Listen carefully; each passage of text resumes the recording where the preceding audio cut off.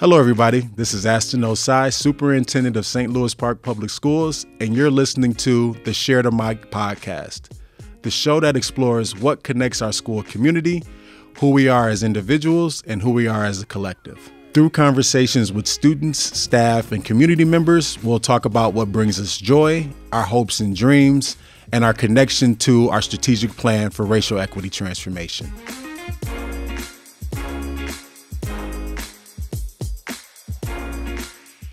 Kevin, welcome to the Share the Mic podcast. I'm extremely excited to spend some time with you today.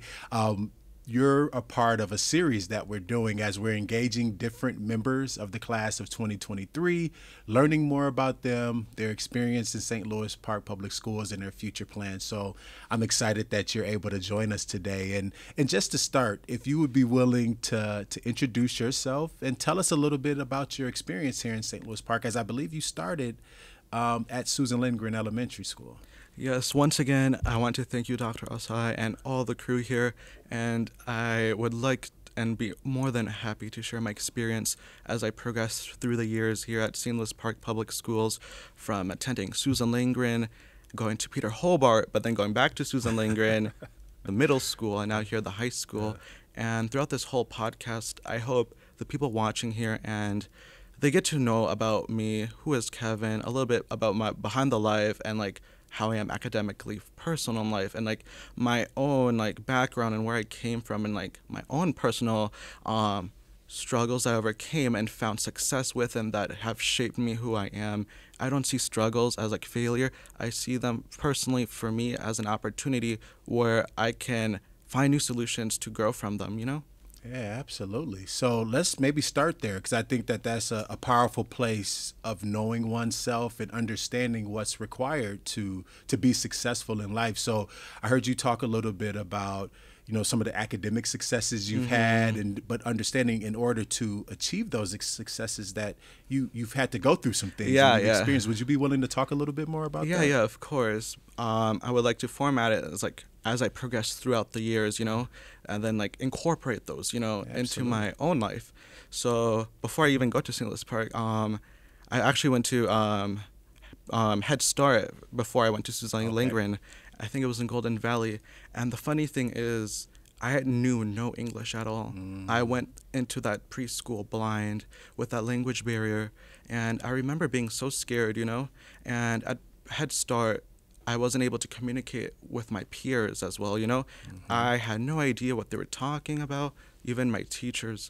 And for me, I knew like if I wanted to engage, I knew that I had to teach myself English somehow, because I came from a household, a Mexican household, where my parents at the time, I was the only child, and they didn't know English. And it was up to me to learn English so that way I can put myself out there. And then like throughout preschool, I had this interpreter, and like she would sit with me every day next to me and like in a way like translate what the teacher and other people were saying and sit with me and follow me. That way I wasn't left out, you know. And because of that, I was able to pick up words from all my classmates really fast. And I remember one time, it was like lunchtime, and my first word was cup. I want a water of cup. And I was so happy, even my interpreter's eyes lit up. I was starting to finally form English sentences. And then later that day, I said, I want spaghetti and meatballs. And, you know, that made me happy knowing I was able to progress and learn English.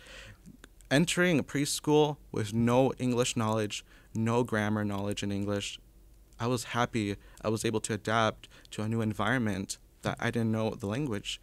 And then with that, as I progressed to kindergarten, me knowing English now, that meant I had to now help my family, because like personally my parents didn't know any English. So by the time I went to kindergarten, I basically became my parents' right hand. And I am so happy I was able to, because back, I don't know, like 13, 12 years ago when I was in kindergarten, I would say it was different from what it is to now, you know. It was, I would say, a struggle for my parents, you know, knowing that they couldn't translate at the landlords, they couldn't go to the doctors, or talk to lawyers, or like negotiate, or even go to the gas station to do like, you know, basic dialogue. And I was happy to be with them because I was able to help them, you know. And I was able to go to the landlords, talk, be exposed to new big words I didn't know because I'm still a kid at the time. So most of the words didn't make sense to me, but I would try, and I would be exposed to government paperwork, taxes at an early young age, and go to restaurants, interpret, translate the receipts, grocery store, go over the receipts with them. And at the end of the day, I was still happy, And I remember when it was the first day of kindergarten at Susan Lindgren, I had Miss Dvorak. And I remember we would get homework assignments, and coming home, this is like early at the start when I was just building my English proficiency skills. I would say I had no idea how to do my homework, because it was all in English. So my parents saw that and they felt bad, but I didn't have any guilt because I knew they were trying. And I would say, like, my mom and dad, like, they used their phone, Google Translate, And with Google Translate, we would take a picture and, like, translate everything or type it in English. And that's how I would do, like, my math problems, my math equations, and my reading at the time. And then as I progressed, I started to not rely on Google Translate as much. I was fully capable of communicating with myself. And then, like I said, that's how, like, that language barrier, as many other kids, like, who come from similar backgrounds, I feel like that's something that we might have experienced and has shaped us how we are today. And throughout first grade, second grade, I had first grade Miss Kowaleski. I liked school, and then I learned, but I would sometimes worry if I didn't understand the math problem, because, like, I personally knew, like, the teachers had lots of students to look out after, and I didn't want to be, like, the teacher's dependability for their help. But I knew, like, sometimes if I didn't really know, I would go and ask. But most of the time, it would be me translating work. And then around this time, my sister was born, and she goes to the high school right now. She's in 9th grade. Her name is Brenda, but other than that, she was still young, so that means, like, I had a new sister, and then I would have to, like, help translate and stuff like that, even at the hospital Methodist. But other than that, as I went to second grade, I had Miss Gamble at Susan Lindgren, but then all of a sudden, we decided to move, and around, like, I forgot, Louisiana area here, and then I went to Peter Hobart. I was really scared because, a typical new first day for a new child. And then I had Miss Knopf. I really liked her. She was very engaging, second grade. And that's where I met my friends, who I'm still, friends with, like, over 10 years. And from there, like, it was a good transition. And then, like, I was happy to see me progressing well academically. But throughout academics, like, I knew, like, I could get good or bad grades, as they call it. But, like, it didn't really bother me as long as I turned in my homework on time and did my assignments. And then third grade, I was supposed to have Ms. Ziff, but then I had Ms. Horch. But then, like, that's when my parents moved again to a different apartment. And then that's when I went back to Susan Lindgren. And then I had Mr. Denai.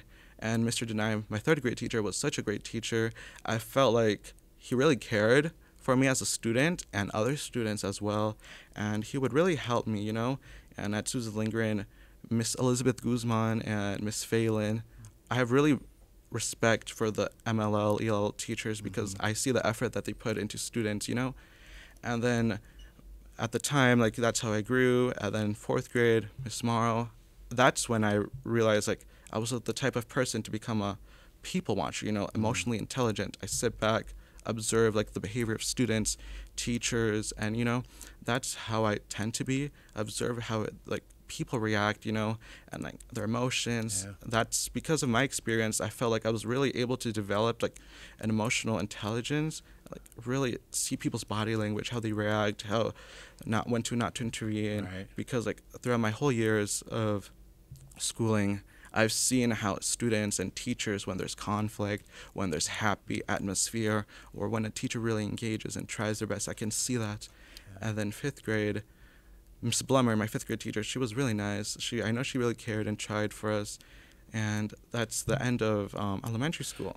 Kevin, I'm so impressed that you remember every single name and at each grade level of the teachers you had and the impact that they had on you. That just really speaks volumes about, to your point, how you are as a person who engages and watches and understands people's body language and disposition, and the fact that you could list all of those people, remember all of those experiences, is really powerful, and something that I hope we come back to as it relates to your future plans. Really listening to you talk about your earliest years and Head Start and kindergarten, and not being able to speak English, and the work that you had to do to be able to begin to understand the language, but also like the responsibility that then you took on to support and help your family with some of the materials and information you were getting.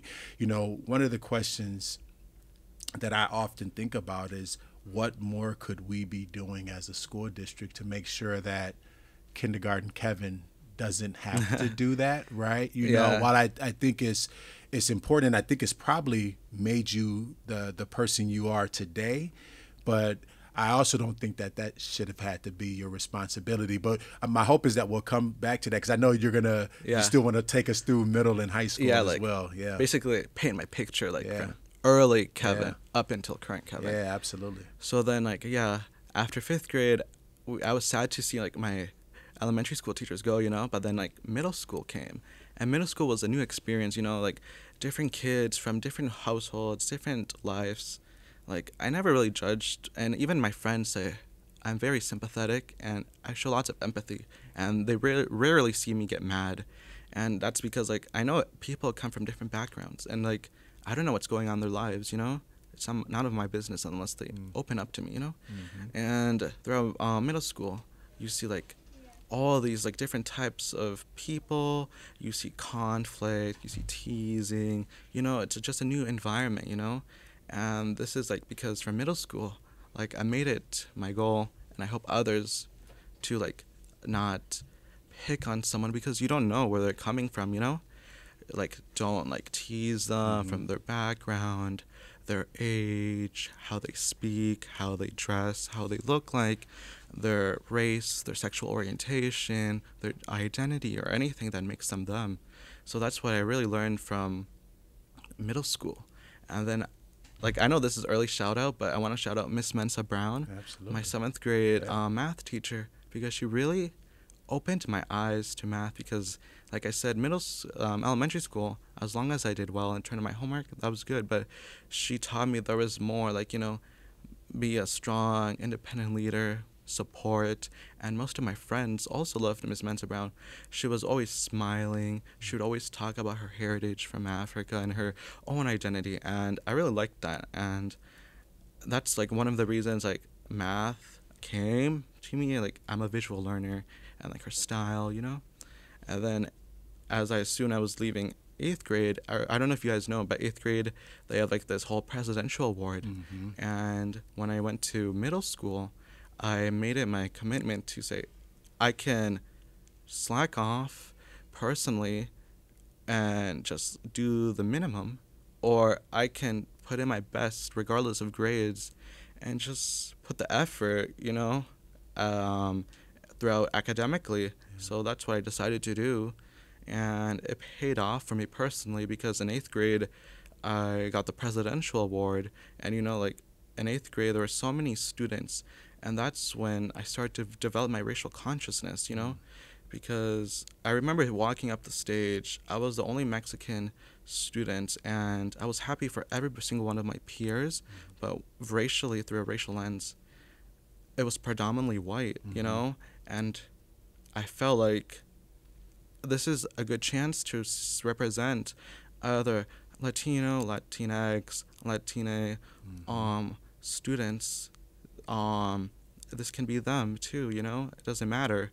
So because seeing that, I had a few other friends. It was you could say not as much, less than single-digit numbers who are BIPOC, Black, Indigenous, or a person of color attending that ceremony over 100 people. So It was really nice to see me go to the presidential award and represent who I am, my heritage as well, in a predominantly white institution, because I felt different backgrounds have different opportunities.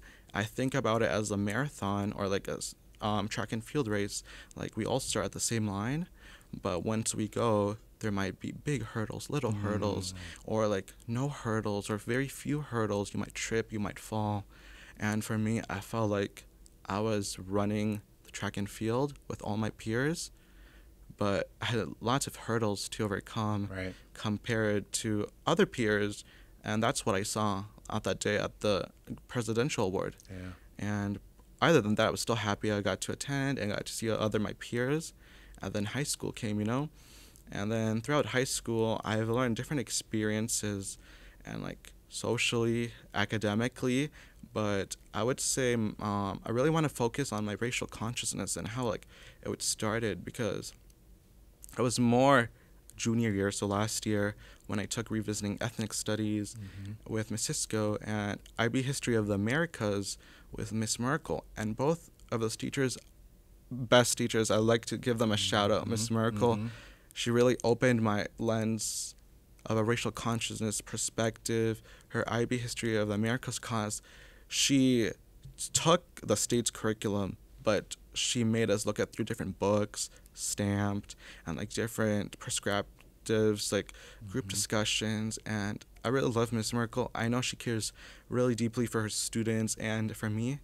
I could go to Miss Merkel anytime I want just to chit chat, because I know she really cares about me and other students. And because of her, I was able to open my racial consciousness. And by taking revisiting ethnic studies, I was also able to learn about my own history that I was never able to learn at school in 12 or 13 years of schooling, about like the border and how like the United States took like the west side of what is now known as the west of the United States, from California, Idaho, all the way to Mexico. And many students don't know that. And then that's how like I wanted to do something as I grew older about that. And because of that, Miss Emma, who is a new teacher, I love her as well, and Miss Merkel have invited me to go to their classes on my own time and teach these students about like Latino history and like how it's been whitewashed, and bring new perspectives. And at the beginning of my presentations to them, I tell them, many of you might feel discomfort as a white individual, and that's fine. That's how we learn and grow. And I just want you to be here with an open mind. And I know many students may have not agreed with me, but I was still able to show them a new perspective, because like I said, I really focus on like people's body language, so I can tell like when they go on their phone, move side to side, touch, but at the same time I just try to gently draw back their attention. Like I tell them, I don't care if you don't listen, but I want you to listen at these important topics that I'm sharing with you. So that's been my experience with growing my racial consciousness here, and then alongside with being like the voice for Latino Student Association. And a shout out to Flower and Carmen. They work extremely hard, and I can go to Flower or Carmen anytime they want, because they really care about our community. And I have really respect for Carmen, because as a solo individual, she manages and communicates with all Latino families all across the St. Louis Park Public Schools District. And I know it's really hard for her, but she still does it, because she was telling us she really loves seeing Latino kids and like her community thrive in school. And Flower, she's just really open, and she's like really nice, and she's very informative, and she's down to earth, And because of that, I don't know, remember you were there last year when I gave like the whole presentation with my class about like Latino struggles at St. Louis Park and how we're not seen. A little preview, like explaining me, is how I started that. It's because Miss Corman asked our class like for me to like just draft or like talk to people around like higher ups, So then I would ask people in my class and we all brainstorm as a class what are struggles, no representation, etc. And then I spent 2.5 weeks going with Dr. Case. Dr. Case, I love them. I know they have my back, and that's another shout out I would love to give to Dr. Case, because they're a very kind person and they really trust their students.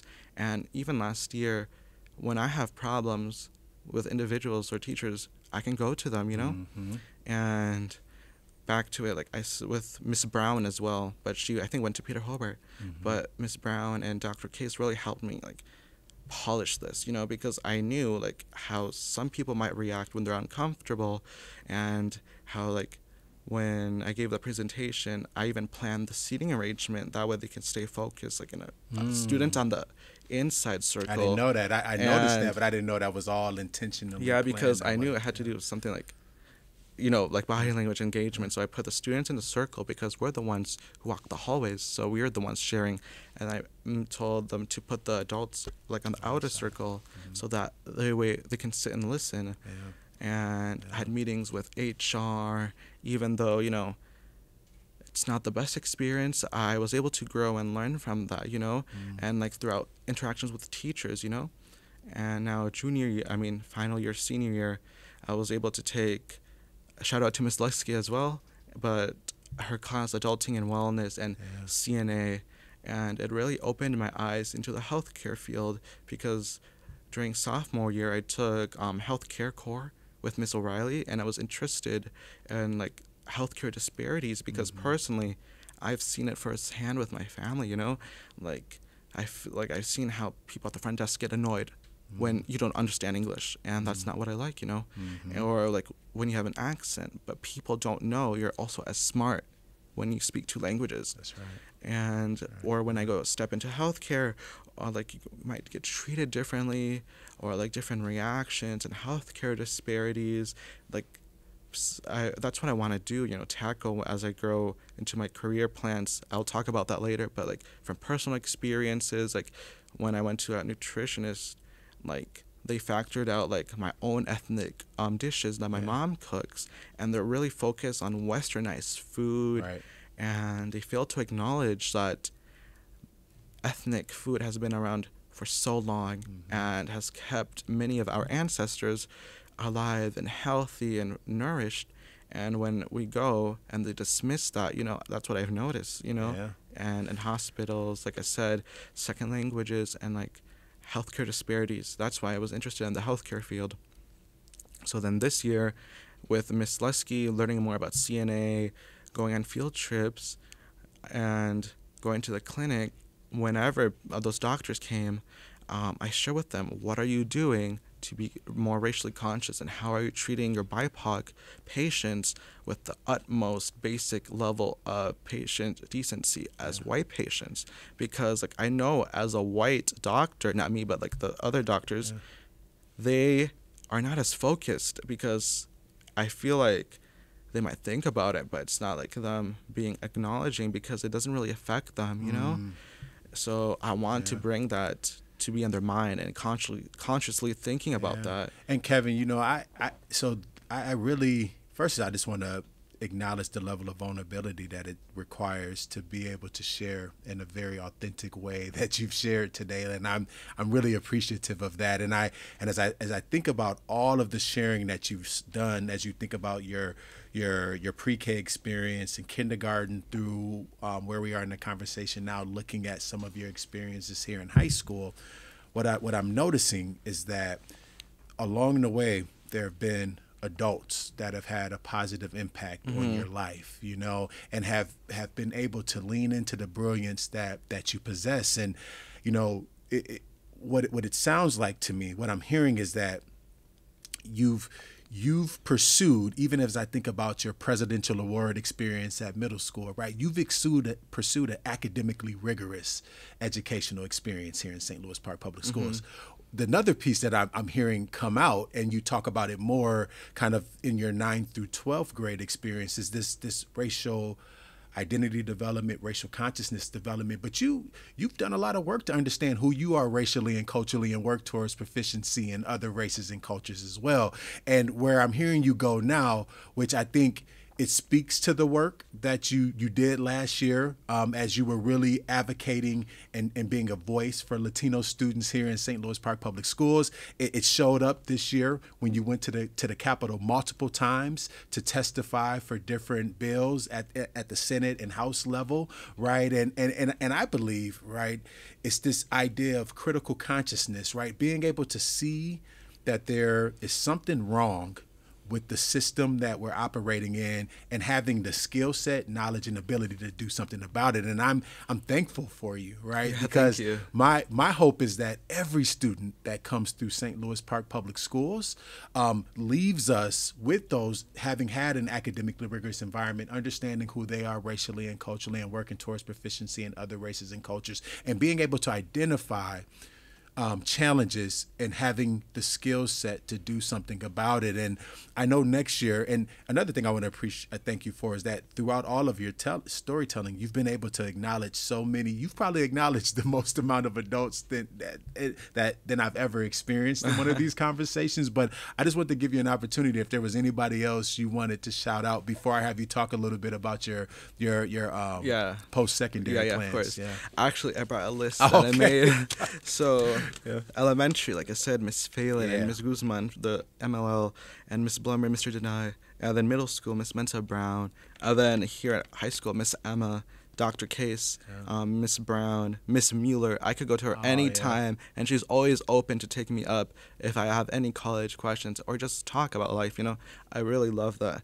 Yeah. And Miss Merkel, Miss Lusky, even Mr. Schmitz, like, I'm not pursuing a music interest, but like I can see him really trying to engage with students, Yeah. And Carmen, like I said, and Flower, and even Mr. Goddard, like I know, like I said, I can see as a person, he really cares about us students, and he's always pushing, and I feel like nothing would really tick him off unless, something really bad to happen, but he's just a gentle, kind-hearted individual. I love that, Kevin. Thank you so much for naming those adults. That means a lot to them, and I hope that when they hear this, right, it'll energize them and have them continue to do the great things that they're doing for students here in St. Louis Park Public Schools.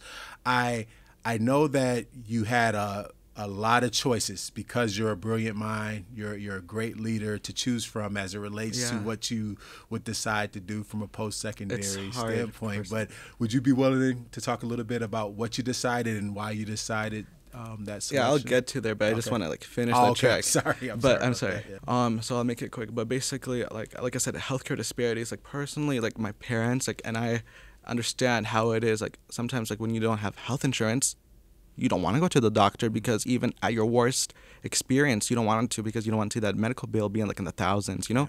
And that really made me interested. And then this year, I've been also interested about politics and social justice, which is what I really like too, because that's why I did youth and government and Model UN.